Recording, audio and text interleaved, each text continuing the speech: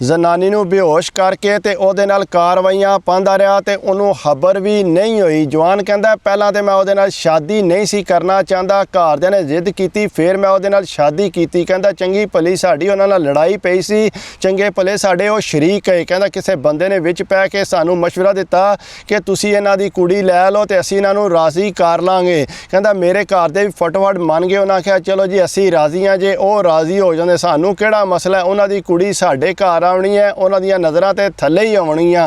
कहता पर जो घरदियां फटोफट हामी भर दी, मैं मना भी किया, उन्हें आख्या ना पुत्तर हूँ तू नहीं विच बोलना। कहता साड़ी जड़ा ना वो शादी पक्की हो गई। कहता जिसले मेरी शादी हुई है तो घरदियां मैनू यही आख्या कि पुत्तर इनू छिक के रखी, इनू थोड़ी बहुत भी ढेल ना दें, तेनू पता है साडे शरीकां दी कुड़ी है। कहता मैं आख्या अम्मा जी तुसीं फिक्र ही ना करो, मैं इनू ढिल क्यों देनी है, मैं इनू छिक के ही रखांगा। कहता बार जिसले साडे घर आई है पहली रात जिसले मैं अंदर गया तो कहता मैं क्यों इनू छिक के रहना, उन्हें पहले ही मैनू छिक के रख दिता। उन्हें आख्या कि तू मेरे नेड़े ना लगी है, भी मेरी तबीयत नहीं सही, मेरा कोई इलाज पे चलता, मैं बीमार हाँ, ए तक मेरे को गोलियां भी है ने। कहता मैं क्या गल सुन, हूँ साड़ी शादी हुई है, जे तू कोई दिल च गल्लां रखियां ने तो वह कट दे। कहती मेरे दिल च कोई गल्लां नहीं, मैं शादी हूँ तेरे नाल कर ली है, लेकिन थोड़ा जिहा तू इंतज़ार कर। कहता उन्हें मैनू नेड़े नहीं लगन दिता। मैं भी कहता चुप कर गया, मैं क्या सही है। कहता अपने कपड़े शपड़े लाए, जड़ा दूल्हा शूल्हा बने असां, कहता वह भी ला के लम्मी पै रही। कहता बड़ी मुश्किल नाल रात कट्टी, जारी गल है। कहता शादी के ख्वाब होर ही होंदे ने। कहता सुबह उठे हाँ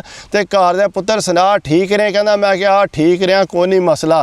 कहता करद्या कराया हफ्ता दो गुजर गया, लेकिन उन्हें मैनू नेड़े कोना लगन दिता। कहता बड़ी बारी मैं कोशिश की, दिहाड़ी भी की, राती भी कोशिश की कि चलो किसी तरीके नाल ते मेरे काबू आ जे, लेकिन कहता वो मेरे काबू नहीं सी आउंदी पई। कहता मैं शरीकां दे घर भी गया रोटी शोटी खाण, उत्थे जाके मैं ढेर आख्या कि तक मेरे दिल च कोई गल नहीं है भी, तो तू जड़ा सारी जिद छड़ दे। आंदी नहीं मैनू ये कोई बीमारी है जिहदी वजह मैं गोलियां पी खानी है, तो तू थोड़ा इंतज़ार कर। कहता मैनू पता सी कि ये घरदियां इनू आखिया कि तू ये जने नू छिक के रखना। बहरहाल कहता मैं भी अगू चुप किया रहा। कहता मैं जड़ा ना बर्दाश्त नहीं कर सकता है मजीद। कहता मेरा एक दोस्त है, मैं उहदे नाल गल कीती कि यार इस तरह मेरे नाल ते बड़ा मसला बने है, मेरी जनानी तो मेरे काबू को नहीं आउंदी पई, जदों दा मेरा विआह होया है तो वह मैनू नेड़े ही नहीं लगन देंदी पई। तैनूं भी पता है कि साडे शरीकां दी कुड़ी है, लेकिन फिर भी वो जड़ा ना उन्होंने पता होना चाहिए कि मेरी दुल्हन है, लेकिन वो कहती है कि नहीं मैं बीमार हाँ। कहता बाबा गल सुन, मैं तेन एक मशवरा देना, जे तू अगर मने तो।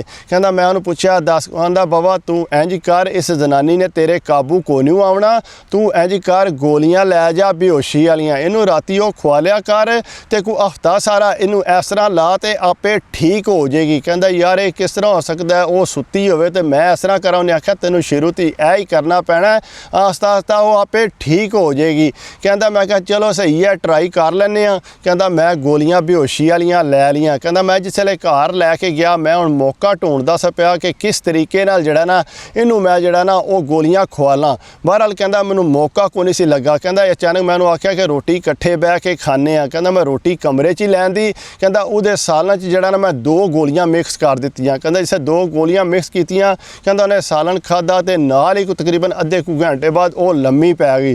कहता जो ही लम्मी पई मैं ढेर कोशिश की ठालन दी। कहता लेकिन वो जी है ना मदहोश जी हुई सी, माड़ी मोटी आ करती सी। कहता बहरहाल फिर मैं जड़ा ना पूरी रात अपनी चंगी तसल्ली की। कहता तसल्ली करके उस तो बाद दोबारा उन्होंने जड़ा कपड़े शपड़े पवा के नॉर्मल जड़ा कहता मैं सैड ते होके लम्मा पै रहा। कहता सुबह जिसले उठी है ना तो मेरे वालों तकदी सी बार बार ना। कहता मैं चुप करके इस तरह महसूस कराया कि मैं तो कुछ भी नहीं कीते आ।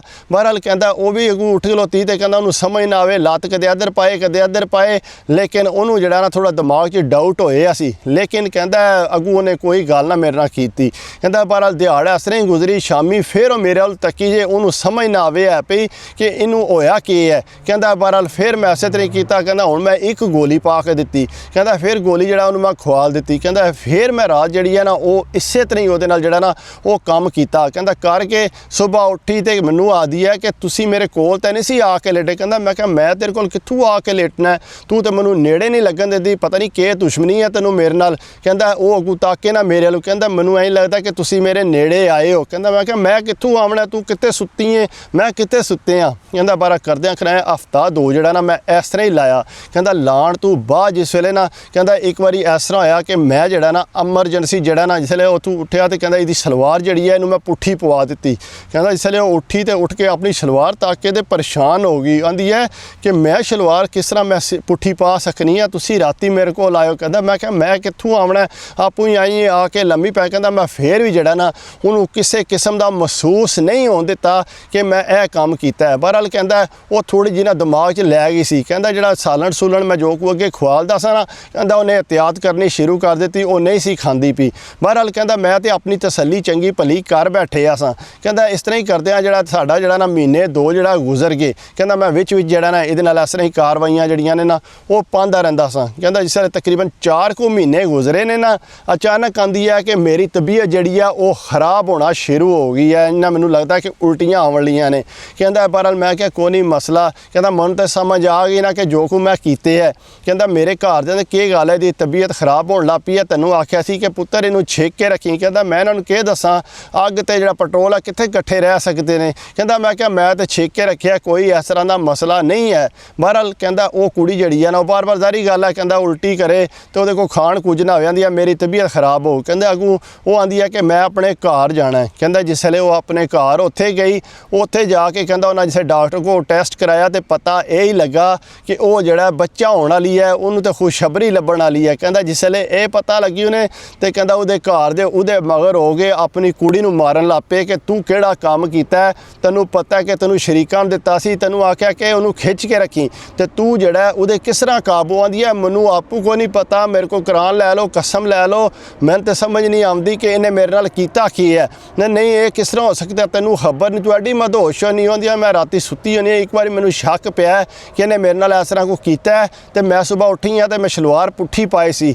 ਉਹਨਾਂ ਆਖਿਆ ਪੁੱਤਰ ਇਹ ਨਹੀਂ ਹੋ ਸਕਦਾ। ਬਹਰਹਾਲ ਕਹਿੰਦੀ ਹੈ ਮੈਂ ਜਾ ਕੇ ਇੱਕ ਵਾਰੀ ਇਨਕੁਆਇਰੀ ਕਰਾਂਗੀ। ਕਹਿੰਦਾ ਤੂੰ ਜੋ ਮਰਜ਼ੀ ਪਈ ਕਰ, ਸਾਡੇ ਸਿਰ 'ਚ ਤੂੰ ਖੇ ਪਵਾ ਦਿੱਤੀ ਹੈ, ਸਾਰੇ ਹੁਣ ਗੱਲਾਂ ਕਰਨਗੇ ਕਿ ਇਹਨਾਂ ਦੀ ਕੁੜੀ ਉੱਤੇ ਗਈ ਸੀ ਤੇ ਇਹ ਕੰਮ ਹੋ ਗਿਆ, ਉਹ ਤੇ ਚਾਹੁੰਦੇ ਸੀ ਜਗ੍ਹਾ ਲੈਣਾ ਹੈ। ਕਹਿੰਦਾ ਬਹਰਹਾਲ ਨਾ ਮੈਂ ਤਾਂ ਉਹਨਾਂ ਦੇ ਜਿਹੜਾ ਕਾਬੂ ਨਹੀਂ ਸੀ ਆ ਰਿਹਾ। ਕਹਿੰਦਾ ਜਿਸ ਵੇਲੇ ਉਹ ਘਰ ਆਈ ਆ ਕੇ ਨਾ ਮੈਨੂੰ ਆਂਦੀ ਹੈ ਕਿ ਮੈਨੂੰ ਸੱਚ ਦੱਸੋ ਕਿ ਤੁਸੀਂ ਮੇਰੇ ਨਾਲ ਕੀ ਕੀਤਾ। ਕਹਿੰਦਾ ਮੈਂ ਕਿਹਾ ਮੈਂ ਤੇ ਤੇਰੇ ਨਾਲ ਕੁਝ ਵੀ ਨਹੀਂ ਕੀਤਾ। ਉਹ ਆਂਦੀ ਹੈ ਨਹੀਂ ਹੁਣ ਜਿਹੜਾ ਤੁਹਾਡਾ ਬੱਚਾ ਹੋਣ ਵਾਲਾ ਖੁਸ਼ਖਬਰੀ ਤੁਹਾਨੂੰ ਲੱਭਣ ਵਾਲੀ ਹੈ, ਮੈਂ ਡਾਕਟਰ ਨੂੰ ਜਾ ਕੇ ਚੈੱਕ ਕਰਾਇਆ। ਕਹਿੰਦਾ ਮੈਂ ਕਿਹਾ ਸੱਚੀ? ਕਹਿੰਦੇ ਬਿਲਕੁਲ ਸੱਚੀ ਇਹ ਹੀ ਗੱਲ ਹੈ, ਲੇਕਿਨ ਇਹ ਦੱਸੋ ਕਿ ਤੁਸੀਂ ਮੇਰੇ ਕੋਲ ਆਏ ਕਿੰਜ ਹੋ, ਬੈੱਡ ਤੇ ਆ ਕੇ ਲੰਮੇ ਕਿਸ ਤਰ੍ਹਾਂ ਪਏ ਹੋ, ਮੈਨੂੰ ਤਾਂ ਇਸ ਗੱਲ ਦੀ ਸਮਝ। ਉਹਨੇ ਆਖਿਆ ਬਸ ਮੈਨੂੰ ਆਪੂ ਨਹੀਂ ਸਮਝ ਆਈ, ਮੈਂ ਚਲੇ ਉੱਠਿਆ ਤੇ ਤੱਕਿਆ ਤੂੰ ਮੈਨੂੰ ਕਲਾਵਾ ਮਾਰਿਆ ਸੀ।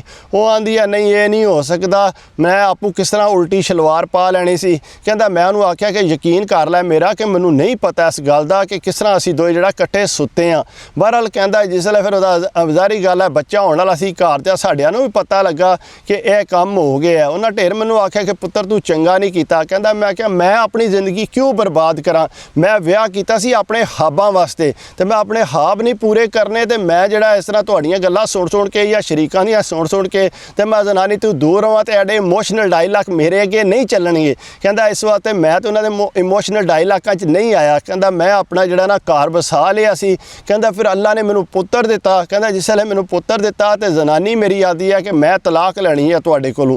ਕਹਿੰਦਾ ਮੈਂ ਕਿਹਾ ਤਲਾਕ ਲੈਣੀ ਹੈ 100 ਵਾਰੀ ਲੈ, ਮੁੰਡਾ ਮੈਂ ਆਪਣੇ ਕੋਲ ਰੱਖਣਾ। ਉਹਦੇ ਮੁੰਡਾ ਤੂੰ ਕਿਸ ਤਰ੍ਹਾਂ ਰੱਖਣਾ, ਮੈਂ ਮੁੰਡਾ ਨਾ। ਉਹਨੇ ਆਖਿਆ ਤੂੰ ਤੇ ਪੈਦਾ ਹੀ ਨਹੀਂ ਸੀ ਕਰਨਾ ਚਾਹੁੰਦੀ, ਮੈਂ ਪੈਦਾ ਕਰਨਾ। ਕਹਿੰਦਾ ਪਰ ਬੰਦੇ ਵਿੱਚ ਪਿਓ। ਉਹਨੇ ਆਖਿਆ ਬੇਵਕੂਫੋ ਨਾ ਇਹ ਕੰਮ ਕਰੋ, ਇਸ ਤਰ੍ਹਾਂ ਦੀ ਹਰਕਤ ਨਾ ਕਰੋ, ਜੇ ਅੱਲਾ ਨੇ ਤੁਹਾਡੀ ਸੁਣ ਲਈ ਹੈ ਤੇ ਤਲਾਕ ਸ਼ਾਕਾਲ ਨਾ ਟਰੋ, ਆਪਣੀ ਜ਼ਿੰਦਗੀ ਬਸਾਓ, ਚੁੱਪ ਕਰਕੇ ਘਰ ਰਵੋ। ਕਹਿੰਦਾ ਪਰ ਉਹਨਾਂ ਸਮਝਾਇਆ ਤੇ ਇਹਨੂੰ ਵੀ ਸਮਝ ਆ ਗਈ ਤੇ ਮੈਨੂੰ ਵੀ ਸਮਝ ਆ ਗਈ। ਕਹਿੰਦਾ ਫਿਰ ਉਹ ਸਾਡੇ ਘਰ ਚੁੱਪ ਕਰਕੇ ਰਹਿਣ ਲੱਗ ਪਈ।